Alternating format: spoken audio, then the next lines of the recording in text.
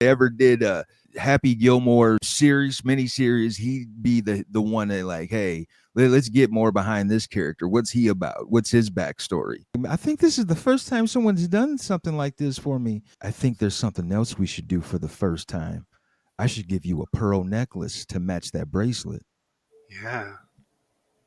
Oh, I'd love that. Would you? How about if I want to see you more than Tuesdays and Wednesdays? Then he sits back on the bed. She said, like, Stuart, you're making me uncomfortable, and I think you should leave. No, you don't. Happened in the 90s. You know how in wrestling they always say, like, you're only as good as your enemy, as good as your opponent? And, like, Mm-hmm. you know, how, like, a good heel makes a great face, and vice versa. So, with that being said, out of the pantheon of great Adam Sandler movies in the mid to late 90s, who do you think his most formidable heel was? Because there was a heel in each of them. Yeah. I'm saying Shooter McGavin just because of like the swag Shooter brought to it. Shooter. Yeah. It's got to be Shooter, Steve. Do you beg to differ? He's the first one that jumps out. It's kind of like, who is the most formidable Batman heel? The first one that jumps out is Joker. That's kind of how it is with Shooter. Out of any of them, he would be the most likely to have his own spinoff. If they ever did a Happy Gilmore series, miniseries, he'd be the one that like, hey, let's get more behind this character. What's he about? What's his backstory? Now, I will say a close second is the coach from Waterboy, because I'm going off of, who do you want to punch more out of any of these movies? Who would you really like to? And that coach, yeah, oh yeah. Also, I hate to mind Happy Gilmore, but the guy that's like, you suck, jackass. That guy, he's the one that really beat Sandler. He got over on him, Steve. You know, he initiated some violence. And also, if you want to go meta, Big Daddy, I mean, being a good dad's a pretty good adversary, Steve. So, being an adoptive father at that. But I don't know who I would say is the heel of Big Daddy other than that, or Child Services, the fat guy who was the Child amazing Protective. Blob in Billy Madison. Child Protective, maybe. Yeah. Child Protective, or Rob Schneider's weird Greek delivery guy. This is bullshit. He should be shining Sandler's shoes at this point, man. You know, you've been living off of, especially now. Sorry, Rob, but I'm you've not. proven to be a douchebag as of yourself. So, like, Sandler was bringing you on, getting you all this heat, got you starring roles. Nobody was hiring you before you did all these Sandler things. Then you got Animal, and Deuce Bigelow and whatnot. So, yeah, Rob Schneider, I hope you have like an altar to Adam Sandler that you're just like putting, you know, whatever. It's like one of those things at a nail salon. More like douche Bigelow. There's a couple of like people that I used to love where it's like, Jesus. Yeah. What happened? Your ass used to be so beautiful. What happened to you, man? Hey, man. Back off, man. I'm not. It's cool if I like Trump, man. I can chill. I mean, I wish. Yeah, that's one, Rob. Say less, you know? Just go on and come back and do a copy guy every once in a while or something, you know? Oh, man. That it's too late. There's no turning back at this point. The damage, there's too much damage, collateral damage and all. Him and Dean Cain can hang out or something, like those desperate celebrities, you know? Dean's has to have a second job. He's got to round up fucking Mexican people or whatever he's up to now. Rob Schneider, Dean Cain, and Kevin Sorbo. Yeah, Michael Richards too. Who was Renegade? Was that wasn't Sorbo? That was Lorenzo Lamas. Yeah, is he worthy of that? I just want to throw him in, Steve. Yeah.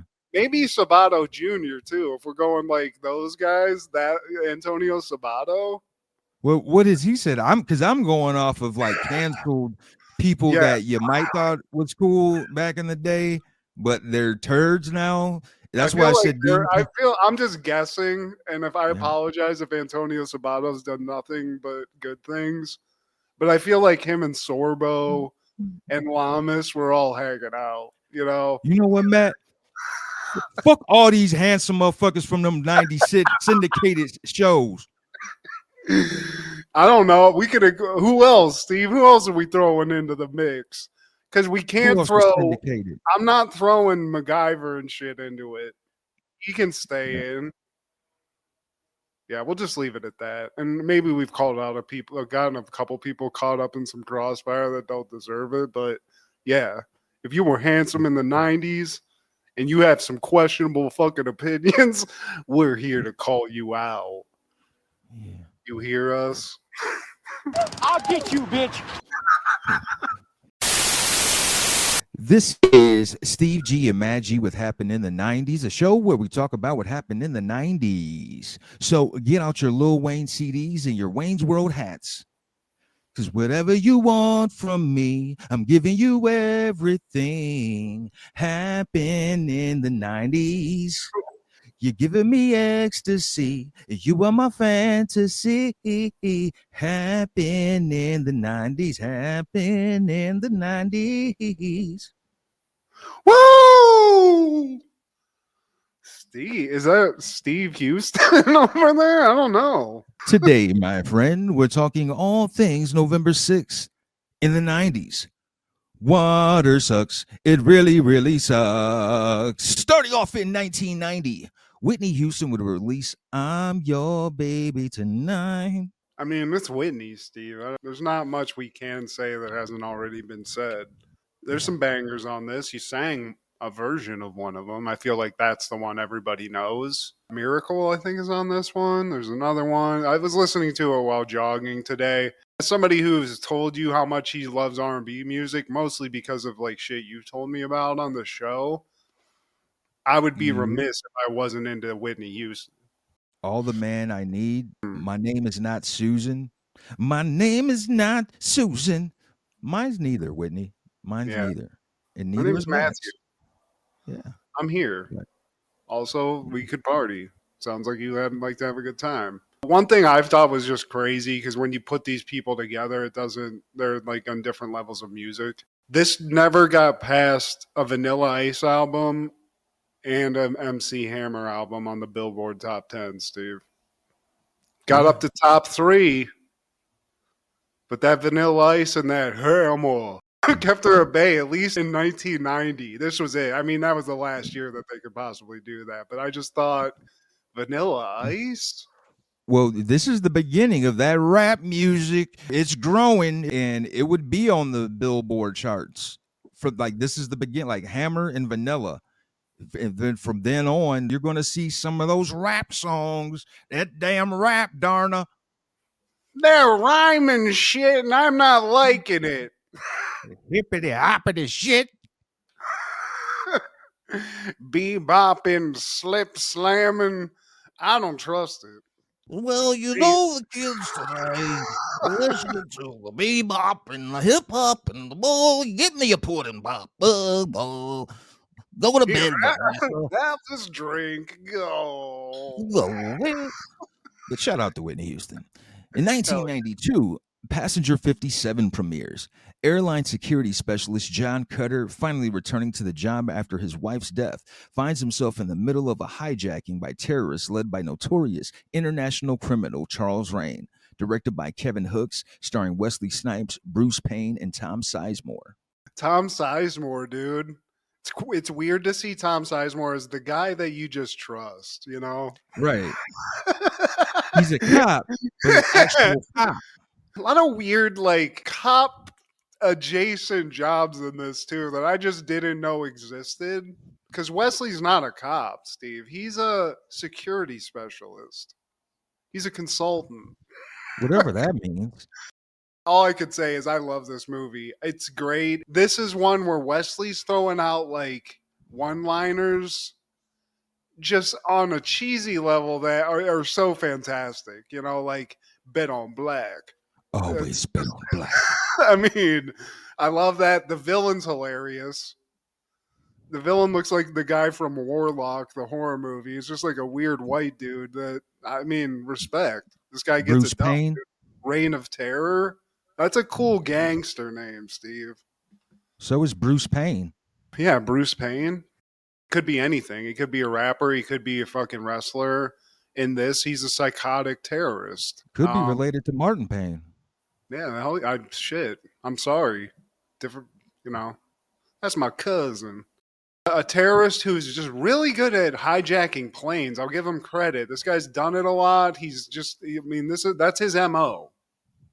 I didn't know hijackings were this easy, Steve, but I guess back in the 90s, you throw on a wig, you have a nice demeanor, you got a chick who's bad as fuck with you looking like a stewardess, acting all nice at first, and then she pulls out the tool. That's all you got to do. And I love that.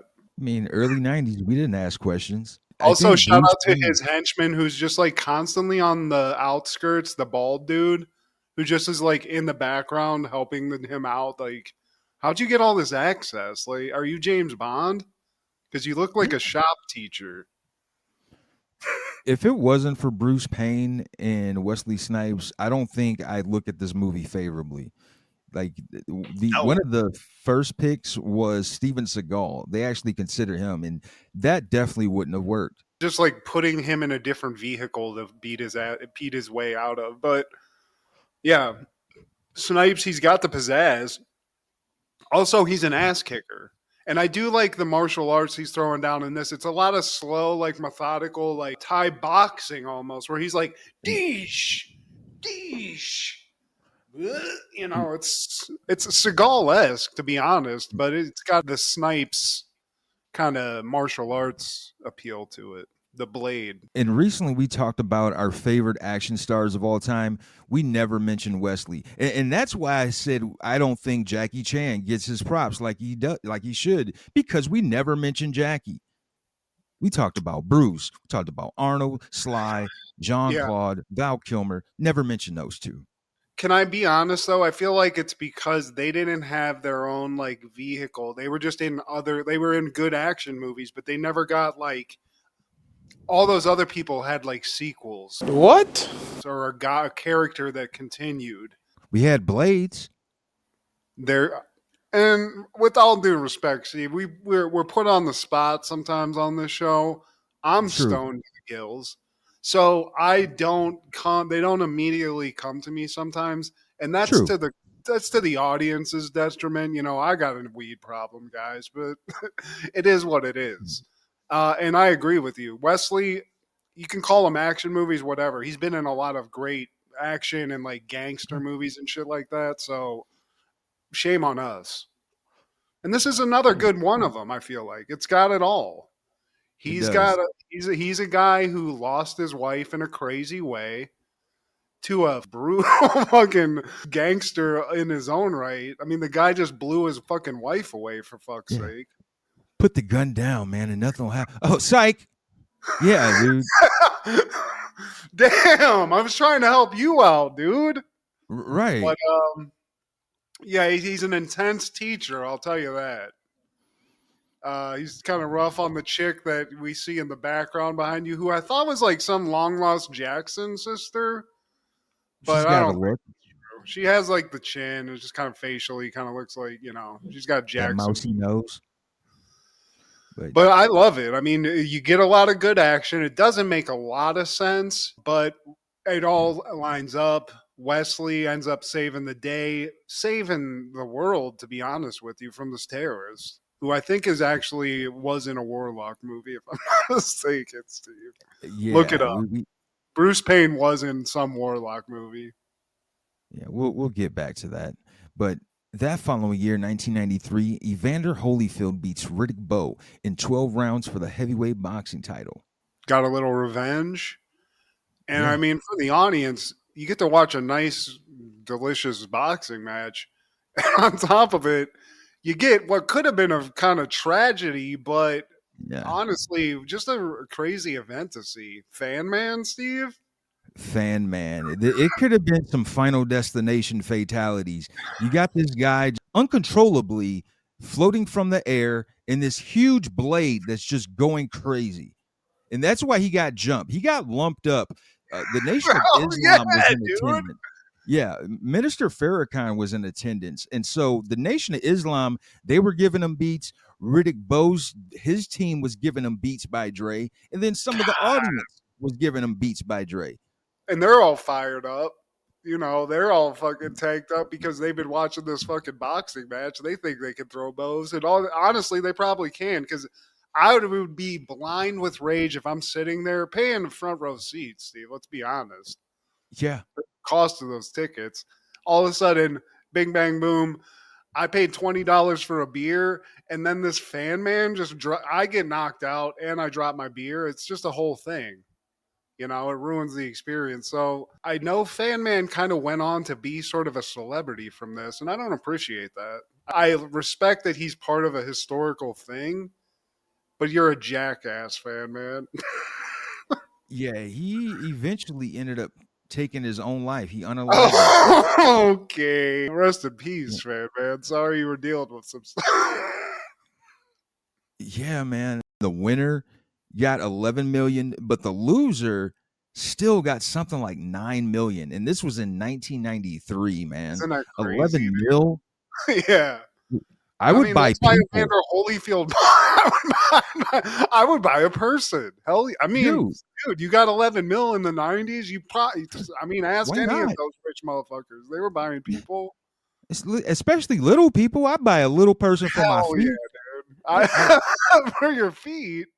Hell yeah, you tend to my feet every time I come home from work. That's your sole purpose. And then I get another one for blowjobs because you know it's right at her head. It's right at her face anyway. She ain't got to kneel or nothing. I mean, this all makes sense to me. I'm not going in that way. I'm going more like I'm going to have a kumite at my mansion, like a Mortal Kombat situation where, you know, I'm calling in like cool celebrities and then ends up being a kumite. I got millions of dollars in the 90s. I'll handle it, you know? Like, that's kind of where I'm going. But, you know, you're getting a Miss Juicy lady just to blow you. So I respect that. I mean, Evander Holyfield, maybe he did a little bit of that, but he did buy a house that was so huge he couldn't pay for it at a certain point. Like it was like it was like a kingdom, and I respect that. It's down here in Atlanta, and it's now owned by Rick Ross. The native ATLians, they said that Evander used to have giveaways at his house in the summer. He would hold kind of like block parties, but I guess you call them big house block or mansion parties where he'd like have kids come. I mean, having like parents and like their kids come through, like he would buy like supplies and stuff and, you know, school giveaways. So Evander's just a solid dude, man. He's a hero even outside the ring. That's but awesome. This was a good one. Overall, great trilogy. They fought 3 times. And the fan man thing, I feel like that added to the lore of this. The first 2 were instant classics. And I'm talking about after the bell ring, they're still wailing on each other. It was a slobber knocker, as Jim Ross would say, all throughout the match. He's taking blows, Riddick's taking blows, and they're just giving each other the business. This is like old school heavyweight fights, too, because that's what it was. There's no... like, this guy's a technical wizard and, like, defensively great. It's just they can beat the shit out of each other's face. It's a Rocky movie. It's straight up, and they can know how to take a punch, man. Still fucking, he's rocking. Oof. So he took down Mike Tyson, dude. A scary Mike Tyson still. There was nothing to be done. That's why I hated Evander Holyfield, I think, for a while. I held it against him because I love Mike so much. But you're right, dude. And I love hearing that he was using his money dumbly, but also doing cool shit as well. That's awesome. Yeah, man. It just seems like a good brother. But yeah, shout out to both of those legends. In 1995, Fresh Prince is airing season 6, episode 7, Not With My Cousin You Don't. Will and Carlton try to halt Ashley's planned intimate evening with her beau, Derek. Urkel? I thought your name was, yeah. Are you another clone? This is a spicy episode, Steve. And it brought back some memories for me of just like this time in my life and just how exciting it was. So, love this episode. And, you know, now it's appropriate. she's a beautiful woman at this point, but Ashley somehow became just the hottie of hotties on the show. Hillary, and you got Hillary to deal with, and honestly, Aunt Viv. It's around this time Ashley eclipsed Hillary because in this episode, we'll see. Like this era of Hillary just wasn't doing it for me with the bangs, and she's wearing like Oprah power suits and shit. Like, Yeah, I don't like give me that. season Murphy 1 through 3. Brown When she was rocking with the curls and she had the big blossom 6 hats. Like, yeah, I like that. Now Ashley's running around in dresses with stockings on that. Yep. Yeah. Let me get a little taste. We start this episode off with Derek, aka Urkel, if you funky. He's trying to get a taste of some Ashley Banks on that couch, as if a huge 6'4" man with the voice of Shredder isn't going. You can't just pop in anytime. But you're right there. Like, at least go to the pool house or like off to one of the wings. Because everyone's walking through this room. Even Jeffrey could come in. Like, he'll just say something sassy, but you're right there. You're right there. And as somebody who's been caught in a very intimate moment, you gotta find some privacy, guys. But this is Derek, Steve. Derek, he doesn't live by the rules that we live by. There's something about this version of Jaleel White that I appreciate. It's kind of like he's Stefan minus the douchey, because I think that's what it does for me and Stefan. Like, yeah, you're cool, you're suave, but there's like a tinge of douche with you. Derek, you're cool to me. He's not a model. Stefan Urkel, he knows his shit stinks and he likes the smell of it. Derek, he just likes being himself. He just likes living that Derek lifestyle, and you got to respect it because it's leading him to this. Just a nice heavy makeout sesh with Ashley Banks. You're in Beverly Hills making out with a hottie in a mansion. You're doing pretty damn good in life, Steve. I lived in LA, never got close to any level of this. I love my wife, and I met her there, but this never happened to Matt G, Derek, though, getting it. Apparently he's in town for a college tour. He could be going to Stanford. He could go to ULA. And eventually they make out again. And this time Will pops in.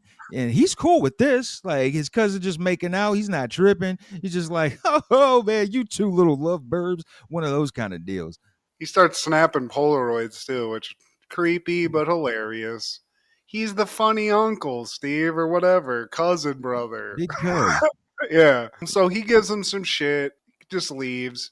And then Derek gets back to the max status. And he even pulls out a little jewelry box because he brought Ashley a gift, which is, how this guy hasn't gotten laid yet is crazy, because he pulls a jewelry box out with a bracelet with charms reminding her of all the favorite things that they used to do as friends.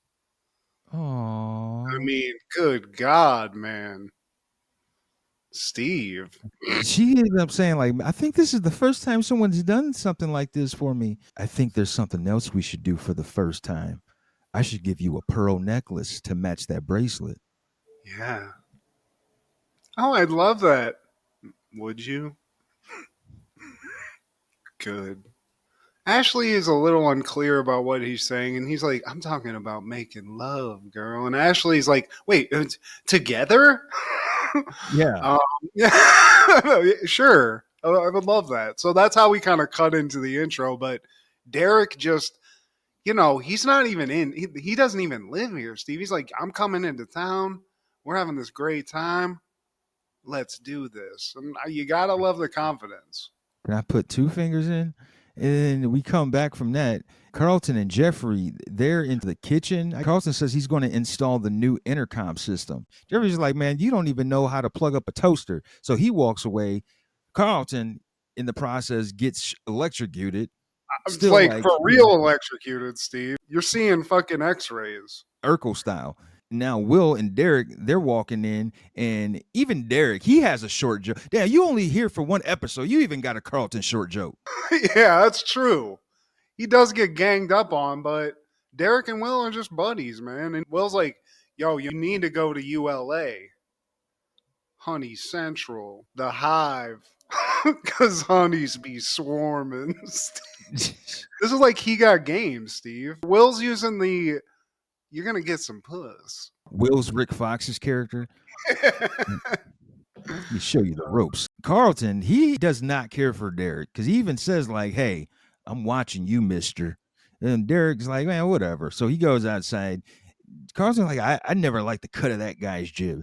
And I never liked that term. I always thought it was a weird term. Who the hell made that? I mean, Will even's like, why are you looking at his jib like that? For that long. Like, I would love to know what that means. Because it probably means something terrifying and it's like some old saying that's crazy, but at the same time, it you're a weirdo if you say that.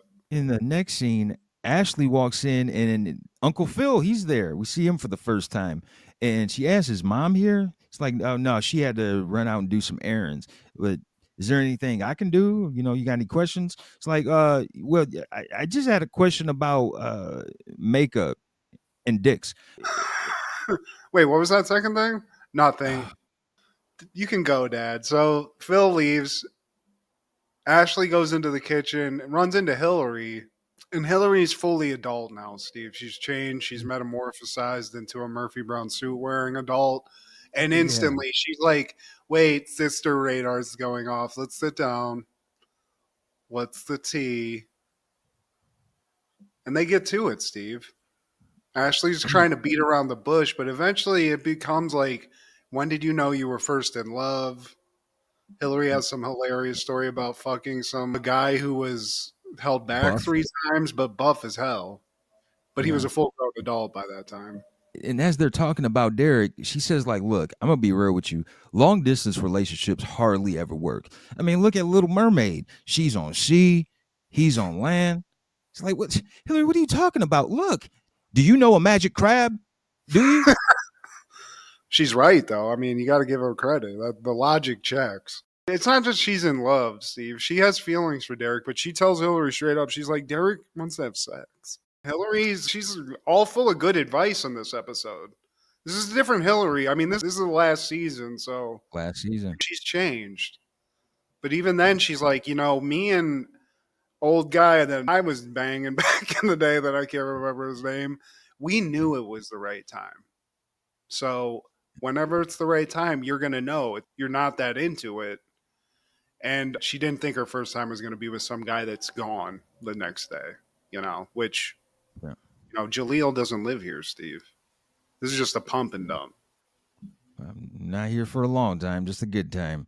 And then we cut to Ashley's room, and she's with her girls. She's picking out her best fuck me dress. One of them is this polka dot dress. Like, are we fucking Minnie Mouse? The friends, the one with the pigtails, Steve, they made her look super young. But I got to say, just like she's the same age as Ashley and obviously an adult now, I would have loved to hang out. I would have liked to hang out with Keisha. I think her name was. Yanoka Doyle. I had a huge crush on her. Yeah, so they're starting to talk about it. And Ashley, she's like, have you guys had sex? And they haven't. Even Keisha's like, sounds like you're going to be the first one to pop that cherry of us, because of what they're talking about. And then basically, this conversation's happening now. So then we cut to the kitchen where Carlton's finished his intercom work, and thankfully he's alive, and he actually somehow wired this thing correctly. And he's like, Will, come check this out. Like, we can just listen in now. We're just going to go through the rooms and just check it out. Check this out. Here's my room. Silence. Just like it should be. And then I think he goes into Jeffrey's room, and Jeffrey's having some spicy conversation or talking to himself about just shaving his whole body. Yeah. I mean, whether it's to somebody or not, it's still kind of weird. So they get off of that, and they switch the channel to Ashley's room. They hear it all, Steve. Ashley's talking about making love. This is not what you want to hear. And Will and Carlton both collectively just start screaming. They lose it. And he doesn't like this. And he's wanting to go interrupt this whole shebang and just tell Ashley, you're not going anywhere. You're keeping a chaste lifestyle, just like Hillary. Yeah, you know what? We're going to make her watch movies, Doris Day movies where they're singing show tunes. Matter of fact, I'm going to call a nunnery. I know none of them open. I'm going to look for a 24/7 one. Carlton, we're not even Catholic. Be open-minded, Will. We're just gonna deprogram her. We're gonna watch Doris Day movies and que sera, sera, whatever will be, will be. Whatever will be, will be. That slut. Nothing's working for our brother Carlton here, but Will's like, dude, he even tackles Carlton. He's like, you can't embarrass her like this. Don't be fucking crazy. We just got to figure this out. Ashley and her girls come down looking fast. Derek, he eventually strolls in. Ashley's girls, they leave. She ends up going upstairs and leaves Derek to talk to Will and Carlton, I mean, it's just bad cop, basically. like in Bad Boys. Yeah, hell yeah. Man, motherfucker, you 30. And then Carlton takes Derek outside to sort of intimidate him a little bit more so Will can talk to Ashley. He can't even get the question out. He just starts crying. He's like, I heard everything. He tells her the truth, but she just gets pissed. And she's like, look, I would have expected this out of Carlton, but not you. Not Will. You son of a bitch. Which, that hurts Will, Steve. Yeah, especially when you compare him to Carlton. And now we're at the date. And they pull up to the hill. Now, Matt, I've seen this in movies and in TV shows, but you lived in Cali. Is this a common thing, or is this just a sitcom thing that they wanted you to believe? I mean, I'm sure you could find a place to do this, but I feel like probably going to have a bunch of homeless people there just fucking with you the whole time. In 2025, probably. Yeah. I wouldn't want to be in a convertible just fucking anyway out in LA, but you know what? They're near Bel-Air, so you know what, Steve? I wasn't in the rich parts. They probably went up into the hills, you know? There's probably some place up on Mulholland. Jaleel took Ashley just for a nice little getaway. Yeah, I mean, this was the 90s. Things were probably safer, I like to think. More wholesome. So yeah, they pull up to the hill. Ashley, she tells Derek about the guys overhearing that conversation. They heard about me and telling my friends that I wanted you to be my first. And they have a back and forth. It gets to the point where Derek asks, like, well, are you ready? Ashley says, if you are, I am, sure. Look, would you rather not do this? Because I'm not trying to apply any pressure like that. Not that serious. I'm Derek.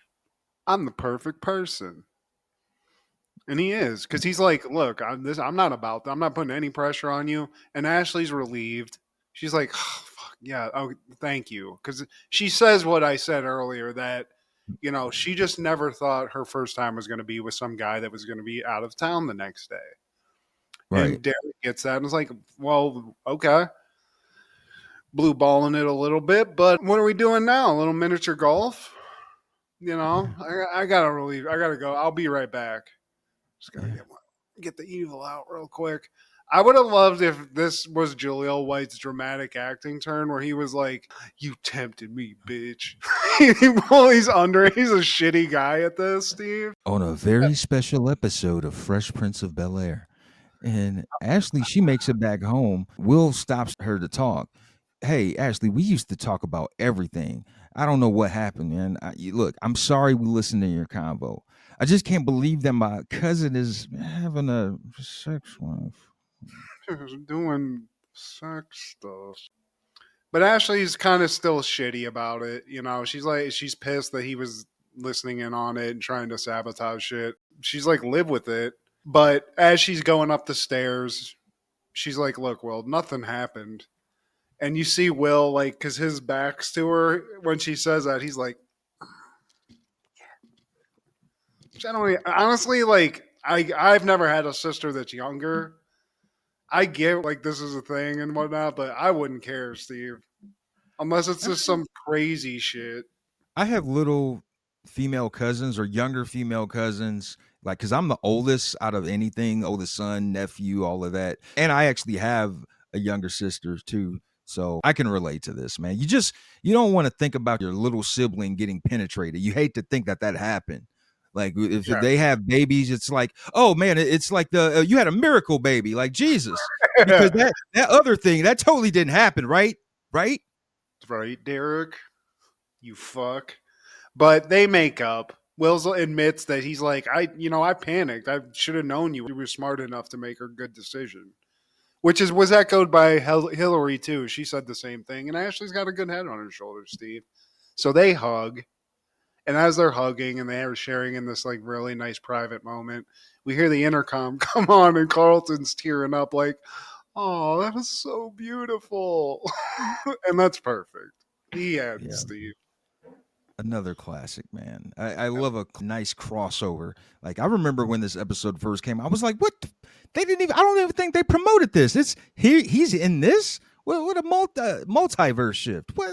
I like Jaleel coming in to just being a pimp, Steve. He's just a mercenary at this point. He's out there, and I like Derek as a character, and I feel like he's going places, Steve. Just like to put that And out. he didn't even have to take his glasses off, man. It's in you, not on you."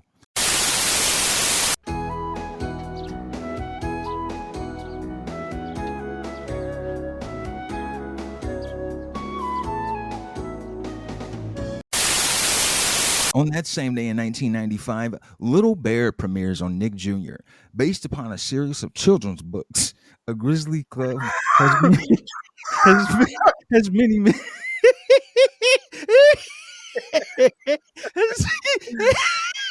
Series of children's books. He has many misadventures with his friends. 5 seasons, 65 episodes, Matt. I really practiced this, and I only did this to fuck with you. But damn it, I just killed the whole momentum of that. I don't remember it, Steve. I don't remember these children's books or the show. You sure, Matt? I don't. Shit. Damn it, weed. How dare That you? one time I spent the night at your house, bro. We had a Little Bear marathon. Yeah, dude. We were 12. We were watching Little Bear. We were having a great time. Duck singing a and theme Cat song? Owl and Emily. They were all there. Damn it, I messed that up. But that following year, 1996, Set It Off premieres. Desperation drives 4 inner city women to bank robbery in Los Angeles. Then they start mistrusting each other. Directed by F. Gary Gray, starring Jada Pinkett, Queen Latifah, Vivica A. Fox, John C. McGinley, Kimberly Alicia, Blair Underwood.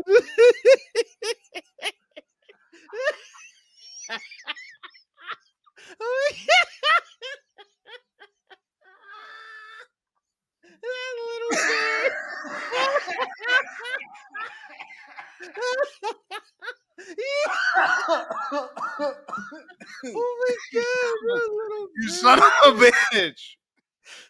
Oh god. Oh man. Steve, I hate to say it, but I think you set it off. Dude, yeah. I wish I had that down pat. But dude, a great movie. It's an instant classic. This is actually my favorite Queen Latifah movie. My favorite of, well, I'm not going to say out of any of her projects, obviously Living Single, but man, she took the show. She was the showstopper in this. Everybody played their roles perfectly. You know, you even get a Dr. Dre cameo.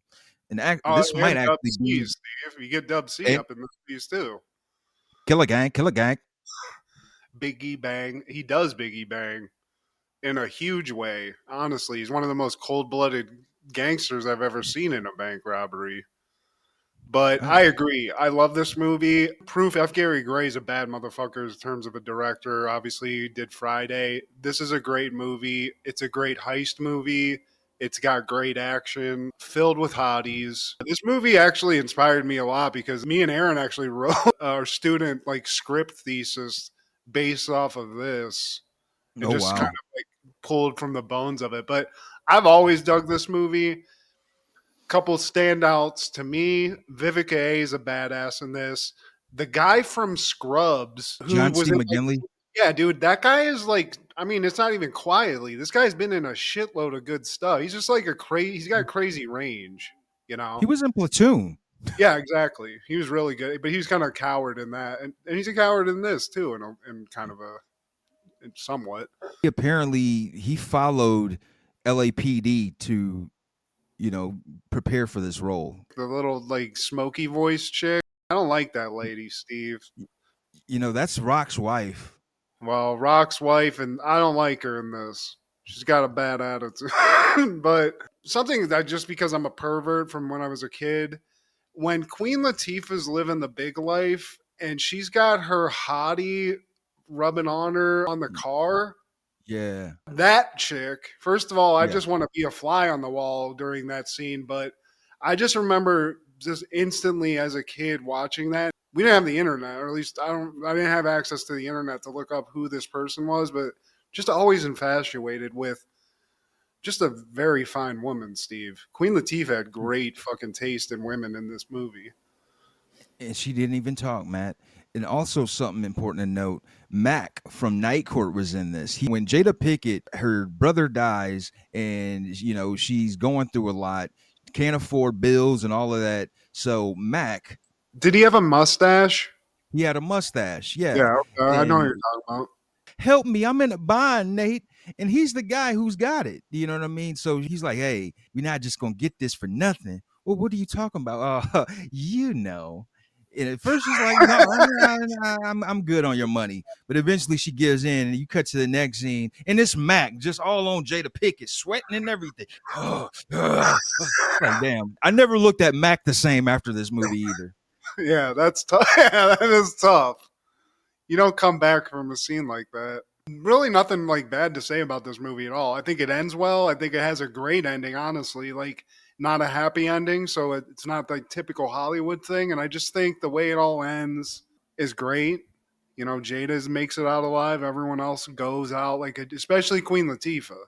And the one thing I'll always say to Queen Latifah in this, when you're driving towards the cops at the end, just don't stop. You could have gone right through and at least continued the chase. She just stops and just has a moment, a cigarette, and lets the cops collect themselves. But I think if you rewind that scene, Steve, and you'll understand what I'm saying. She comes up. There's a gap in those cop cars. She could have just kept going, Steve. Straight 5-star. Yeah, And exactly.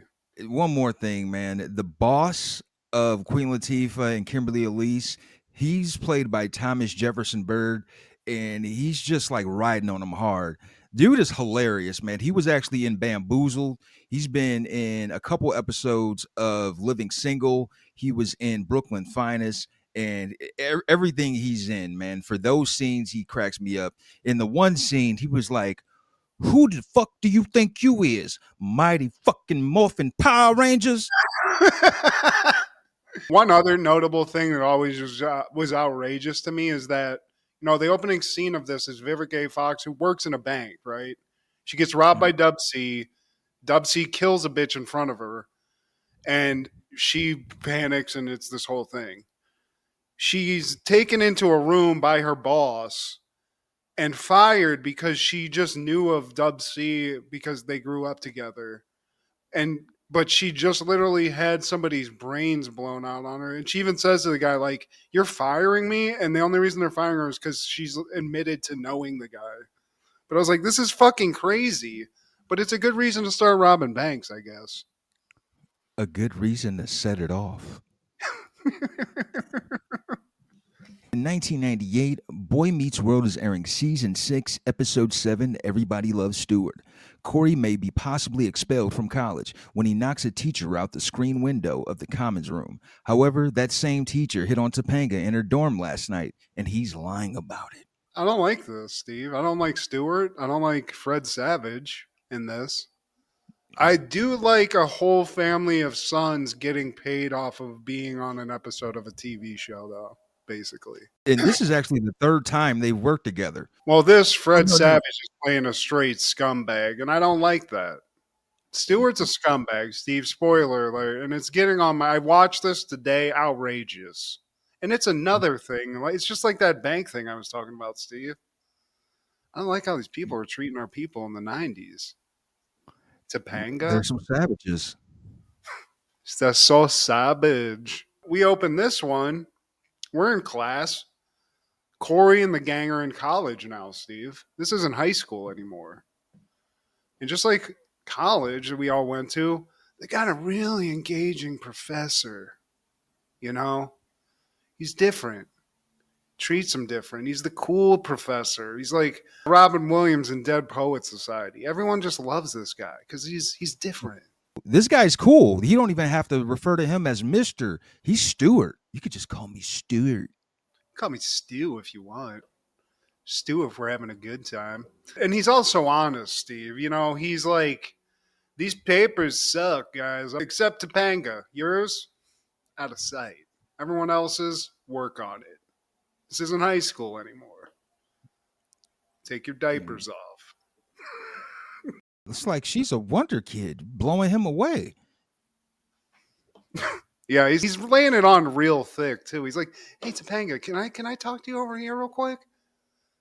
Just wanted to tell you, man, you smell great. Also, you just know a lot. Good job. Anyway, I'm an adult talking to an adult, right? I feel like Stuart would be a good cult leader, if I'm being honest, Steve. He knows how to persuade people by giving them like compliments, you know? Yeah, his grifting gets a 10 rating. Even Sean at the end of this class, he said, you know what, man, Feeney never treated me like this. Stuart actually treats me like an equal. Dude, do you think he likes me? Like, you think we could hang? Chill out, dude. It's like people when we had that weather class. This guy's fucking intense. It's like, this guy's a douche. Not everyone's falling for this because we cut to whatever this is. It's the max of Boy Meets World in college. It's a coffee shop. I don't know if it's the student union. The Monks It's where Cafe. they're hanging out. Yeah. Everyone's there. Corey's brother's there, Eric. And he's even like, look, man, see Stuart over there? See that guy? That guy's a scumbag. I got bad dude radar, and it's going off right now. My spider sense is tingling in a bad way. And Eric, man, he's like a Kramer in a way. He's very off kilter, but sometimes, man, he's right on the nose. You know, the kids moved to college. What it turns out Feeney did too. He's got a job teaching at this college. He's in the big leagues, and he's talking to the dean, Steve. She's basically telling him in this scene that he's a little high strung. He needs to chill out. She even gives him a coffee. And, Don't ask how I had a scone. And Eric even sees Feeney across the room talking about Stuart. Like, man, that dude can't even clap Feeney's erasers. Hey, Feeney! Feeney! Get that pussy, Feeney. And Feeney, you know, he just ignores that shit, but respect. And Eric, that proves Eric's got some good judgment, Steve. He sees it. He's willing to give fucking Feeney his propers. That Stu guy, he's bad news. And now we're in Topanga and Angela's room. And Stuart, he just walks in. He's like, hey, I saw the door was open. First, like, what are you even doing in our dorm? How'd you know where my dorm was? She told him. She told him the number and stuff? Apparently. No, maybe not the number. Yeah. He's like, I'll just go there. I'll go floor by floor. Right. I can smell those titties. But he comes in. Wolf's got a scent, Steve. And he comes in sniffing around. Angela's like, oh, what the fuck's going on? If I didn't know any better, you know, something's going on here. But Stuart's also very good at playing off stuff, you know, seeming very innocent. Like, oh, nothing going on. I'm sitting here chilling. You want to hang out? You know, if you want to leave, that's cool too, though. Unless you're a watcher. So Topanga actually tells Angela, hey, it's cool. I'll meet you at the student union. So she leaves, and now it's just Stuart and Topanga. He's like, look, I just have to ask first, have we crossed the line? Like, I'm your teacher, and I want to bone you. But it's like, is that okay? Is it all right if we do that? He's not saying it direct like that, but he likes to throw out hypotheticals. Yeah. Which I wish I would have known about this as a younger man. It's because it's a hilarious way to try to be a pimp. Because he's like, just like hypothetically speaking, like you wrote a paper about a guy. I'm a guy. Hypothetically, what if I got naked in here right now? And she's like, wait, what? He's like, I'm just joking. Because, you know, it's whatever. But hypothetically, if I wasn't joking, how would you feel? He gets up and he's like, how about if I wanted to see you more than Tuesdays and Wednesdays? Then he sits back on the bed. She said, like, Stuart, you're making me uncomfortable, and I think you should leave. No, you don't. And then after that, Cory walks in. And then Stuart's like, hey, what's up? I'm out, ski. Cory, you're the shit. Get back to me on that paper. Topanga. Even Corey's being naive because he's like, you know what? Feeney wouldn't be caught dead in a dorm, let alone a dorm room. Sean's right. He's in a whole nother league. this guy's a legend. Yeah. A lot of weird judgment on this because I just feel like if I'm anybody at all, I don't care who it is, how cool this teacher is. You walk in and the guy's just in a dorm room like this, you'd be like, you're a teacher, dude. What are you doing in here? Something Even if about you this say ain't it right. jokingly, but yeah, Cory, he's lost in the sauce. Steve Stewart, this guy knows what's up. He'll do house calls. Shit, I was in my underwear. He came in and taught me math.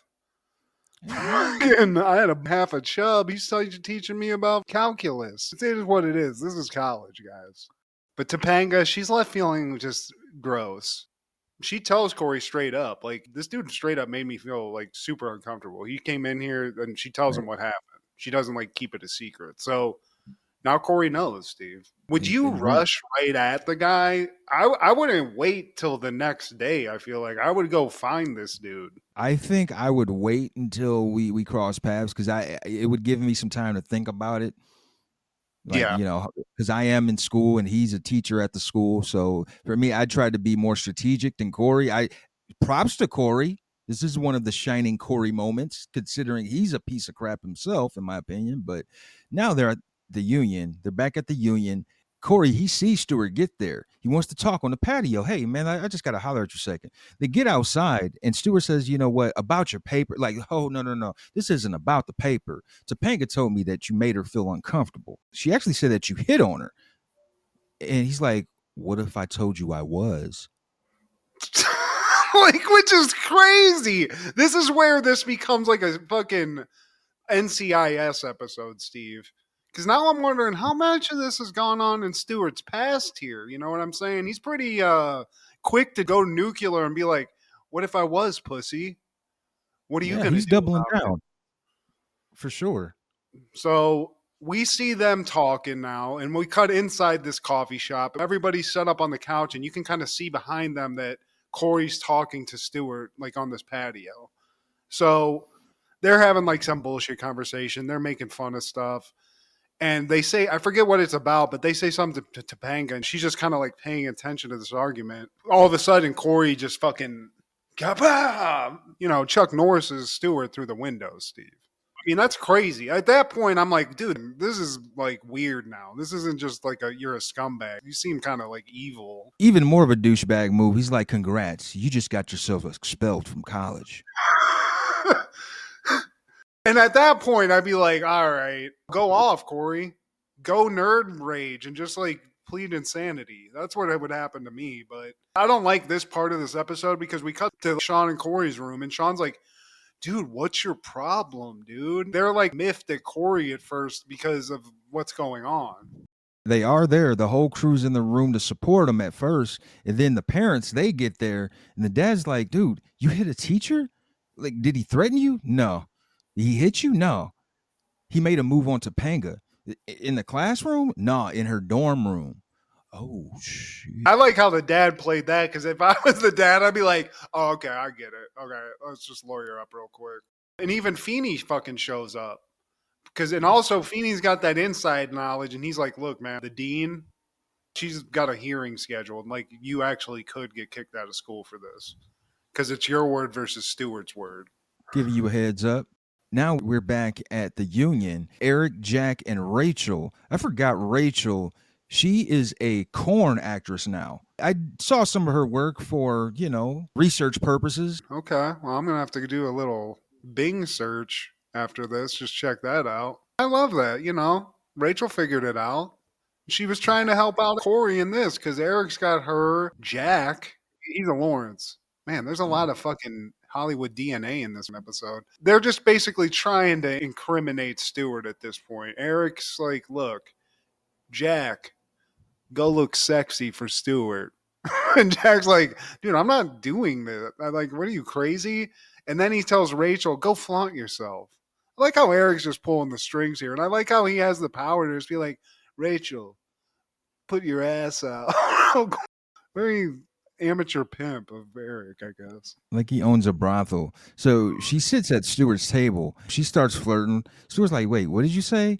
You don't hear what they're talking about. Eventually, Rachel, she stands up, is like, look, oh, so what, am I too tall for you? Well, is it the fiery red hair? Or is it because you're too insecure about your height, little man? Or is it that? Look, you're not going to reject me. And then she walks off.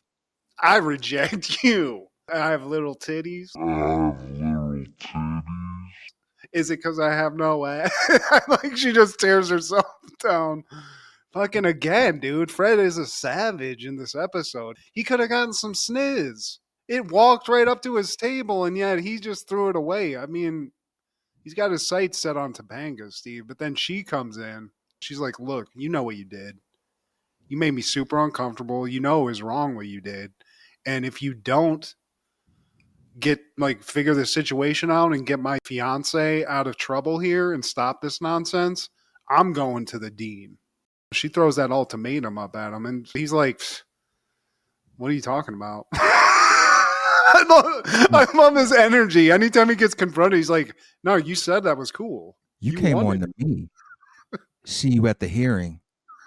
And now we're at the hearing. Eric, he's about business. He's standing on business, Matt. He walks in with his briefcase. People's court thing kicks in. Now it's time for action, Jack. But he gets pushed to the side. The dean's not having it, but he's there for moral support. The dean's like, look, Stuart, tell me what happened here. And Stuart's got a slimy, great answer, of course. I'm a good teacher. This is just a case of me caring too much, basically. Sure, I went in a student's dorm alone, but it was because I love teaching. I'm passionate about these children. Somebody's got to get through to these kids, Dean. God damn it. Yeah, or get through in them. And then again, like this guy might be like a Johnny Cochran fill-in, because then he's like, Dean, Exhibit A, Sean, he's one of my students. Sean, tell the dean how good of a teacher I am. And I guess Sean thinks he's under like oath and he has to tell the truth. I'd be like, this guy's a piece of shit, Dean. He did whatever. But Sean's like, put me on the spot here. Yeah, he's a great teacher. He treats me like an adult. He treats me like an equal. But it's not like Feeney's a bad teacher. Like he does put that in. Let's not besmirch the Fiend dog. But Feeney, he's like the cross-examiner. He's like, look, how did you know where she lived? She told me. Why are you even in her room? That's kind of weird, dude. You think it's proper to walk in a young lady's dorm room? He's calling Feeney by his first name, which is ultimate disrespect. He's like, look, man, you old teachers might not get it. I'm the new blood. We teach in a different way, right? And I come whenever I'm needed, wherever I'm needed, however I'm needed. All right? So, yeah, was I in her dorm room? Sure. Was I extremely aroused? Clearly, but I was there to teach. I even asked her about crossing the line. So, I think we're good here, guys. I'm going to go back and teach. But Cory, he steps in and he's like, look, you know what you did, man. You made a move on Topanga, my fiance. He said he wasn't going to stop. The dean says, like, look, it's inexcusable no matter what the provocation is. Like, you hit someone from the staff. And you are suspended for the period of 1 day. And so everyone's like, oh, wow, okay. And then Stuart's like, Judge, this is fucking crazy. You're punishing me because I care. Okay, fine. But I don't like that this student who's assaulted me is going to still be on the campus. I don't like that. Dean tells him, I got my eye on you. I don't like that there was nothing else. This was a little kind of a light tap on the wrist, Steve. We need closure. And Sean's like, man, I don't know how I could even compare him to you, Feeney. And Feeney's like, get your shit together, Sean. I'll be fucking the dean. Which I think he probably does, Steve. And if he doesn't, that's a crime. But I think it's a crime Fred Savage gets to continue to teach these hot young co-eds. Because he clearly can't control himself. Kevin Arnold, I want to send you right back to the 60s with one of these. What would you do if I came in your room? Would you take off? Nice. You were Yeah. going somewhere with that. I had it. I didn't want to keep going and get too fucking crazy. I've been told I get a little perverted sometimes. I lean on that a little too much, Steve. So we're gonna just I'm trying to change for the better, right? Yeah, there you go. Yeah. The evolution of Matt. Also, in 1998, The Siege premieres. The secret U.S. abduction of a suspected terrorist leads to a wave of terrorist attacks in New York City, which leads to the declaration of martial law. Directed by Edward Zwick, starring Denzel Washington, Annette Bening, Bruce Willis, Tony Shalhoub, and David Proval. Steve, I told you, I never saw this movie. Never I heard think, of it. yeah, I really hadn't. I kind of remember, but see, here's the problem. Bruce Willis has the same smoldering look on the cover of a lot of movies. So I think I confused this with maybe like one of his other war movies, but god damn, this is a good movie. Or at least I enjoyed it. I think as far as this goes, like a terrorist plot movie, martial law movie, there's a lot of crazy stuff that it was made before 9/11. So there's a lot of like 9/11 shit or like, themes that are kind of true to life in it. And then we get this more of like government takeover thing, which is unfortunately right now in the world we're living in, something that is a little more relevant in this exact time and place. I liked it, man. And this is one of those movies where I guess Bruce Willis is a side villain or one of the villains because of his wrongdoing. But hey, man, they came over here messing with us. Come on, like. Yeah, that was the only kind of confusing part because even in this movie, he's against martial law, but he then becomes like the villain of the movie in some way. But that's a little bit of a confusing thing. But all in all, dude, like Denzel, Bruce Willis, I mean, Annette Bening's in here fucking this Iranian dude, looking kind of sexy at times, being a CIA operative. Great action, I think. Cool fucking story. You get Tony Shalhoub just throwing some zingers in here, acting his ass off too, I gotta say. The Shalhoubster. At one point in this movie, they start rounding up fucking Middle Eastern people and just putting them into camps. Racial And there's profiling. like an intense scene. Yeah, there's an intense scene with Shalhoub and Denzel where they're trying to find his son. It's like an Oscar-worthy performance. So, I mean, with all we've said, like, there's just a lot of good-ass acting in that too. And I don't know. I feel like this movie kind of got scrubbed because of the content and how, it kind of is a little too close to home, I think, for some people probably. In hindsight, on that same day in 1998, The Waterboy premieres. A waterboy for a college football team discovers he has a unique tackling ability and becomes a member of the team. Directed by Frank Karachi, starring Adam Sandler, Kathy Bates, Fairuza Balk, Jerry Reed, and Henry Winkler. Coach Clan. Love it. This is full Adam Sandler. He went full Adam Sandler, Steve. We get the voice. We get him getting the girl again, as he always does. Kathy Bates, just a lunatic. Well, she's great in it. Henry Winkler. I mean, that's a star-studded affair. We get your boy Lynn Swan in the beginning. And Joe Montana. Clint Howard. Clint Howard, yeah, dude. We get him. We get all the Sandler guys. Lawrence Farmer Taylor. Grant's in this with his nipple rings. Don't smoke crack. Jimmy Johnson, my goat. Bill Cowher's in it. I know that. Bill Cowher. That he wasn't Cowher. It was Bill Cowher sitting next to Jimmy Johnson. Hey, Waterboy. I love when he gets tackled. He's like, he gets an ultimate stutter, Steve. These movies, he had his cast that you would always get too. Like, now it is what it is, and you'll see some of these people show up, but like, this is him in full effect. Everybody was into Sandler. He was getting to do whatever the fuck he wanted. People seem to not like this movie as much as other Sandler movies. I don't get it. If you like Sandler, this is the ultimate. This is probably my number one. Depending on what day you ask me, it's this one or Billy Madison. You can do it. I mean, that came from this. That was from this movie. That's where it originated. Like I said, this is where we're kind of seeing a lot of that familiar Sandler stuff, and it was becoming more commonplace. So I love this movie. We can't leave out Big Show. Well, what are you, kid? 9, 10 years old? I'm 33 years old. Is it Mean Gene in it too? No, that's Chris Farley's brother. Oh, that's you're right. him. You're right. Yeah, you're right. Yeah, Dear dude. Waterboy. Eat shit and kill yourself. Signed everyone.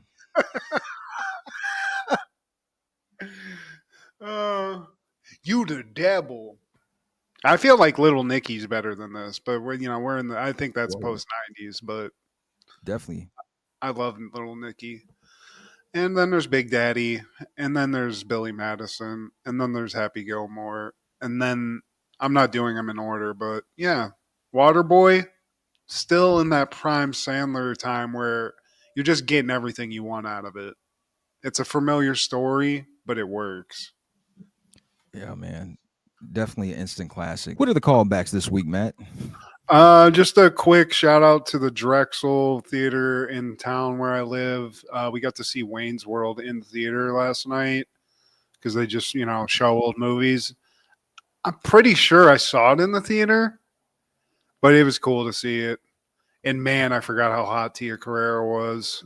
I mean, just a queen of the 90s that I wanted to just have sit on my face. Yeah. She might still even look like that, if I'm not She mistaken. does. I mean, she's a little bit. She's got a little more junk in the trunk, but she's still sexy as hell, dude. Tia Carrera, man. When she's strumming on that guitar in the club, not usually turned on by musicians or them like just strumming a guitar, but she just looks sexy. So shout out to Tia Carrera. Shout out to Wayne's World. Shout out to freaking Rob Lowe being hilarious. Throw him in an SNL-led movie. It just is him and that. Then Tommy Boy. Rob Lowe really got some juicy roles because of being, being connected to SNL in some way because they loved using him. Yeah, I mean, he's a good, I guess you could call it, straight man in these kind of comedies. The evil, handsome guy. Yeah.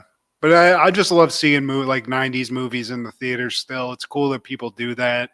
It doesn't happen a lot, but I don't know. I always try to take the opportunity to do it when I can because, man, it does. There's something about seeing something when we saw Teenage Mutant Ninja Turtles in the theater, just something about seeing that shit in the theater where you get it takes you back to when you saw that shit. You get a flashback. It's not in a good way. Hell yeah, man. What about you? Well, 1991, Quantum Leap, and I kind of wanted to cover this at first, but it's an hour long and we had a lot to cover. They're airing an episode, The Wrong Stuff, and this time around, Matt, Sam is inside of a fucking monkey. I shit you not. No. He's inside the body of a monkey who's being tested on. It's like, how they were testing monkeys into in NASA and taking them out to space and shit. So his job is to protect the fellow chimps and stuff.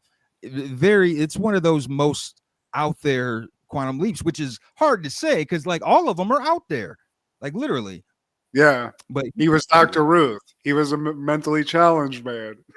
He was a black man. He was a monkey at some point, apparently, too. I didn't know he could leap into an animal, Steve. Me neither. And I watched this show back in the day in syndication. I had completely missed this episode. I must have been outside when they played this in reruns. Damn. Well, I'm going to watch that right now when I go downstairs and eat dinner, Steve. Fuck. That sounds fantastic. I love that. Man, yeah, take a gummy and watch this, man. Available on Roku. So yeah, Sam, man, doing it for the chimps. But also in '97, Seinfeld is airing the Merv Griffin Show, and we just covered Seinfeld, but this is another classic from the last season where Kramer, he sees some antique furniture and he instantly realizes that it's the set of the Merv Griffin Show. So he gets it, brings it into his apartment, and he turns it into a full-on TV show, a late night talk show set, and hilarity ensues, as you could imagine. But isn't Newman always his guest host?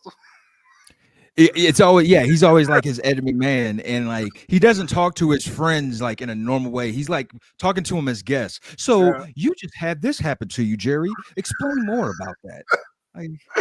I love that. I do remember that one. But I love it. Another classic. But please share, subscribe, and comment. Please tell your sister that she's my baby tonight. Check out Food Show Fanatics as well as Crushgasm every Wednesday with Kendra G, our guy Clark the Shark on Podcastle, and Wrestling with Ron Zilla on TikTok. This is Steve G and Matt G with Happened in the 90s. Matt was the fat kid, Steve was the flat kid.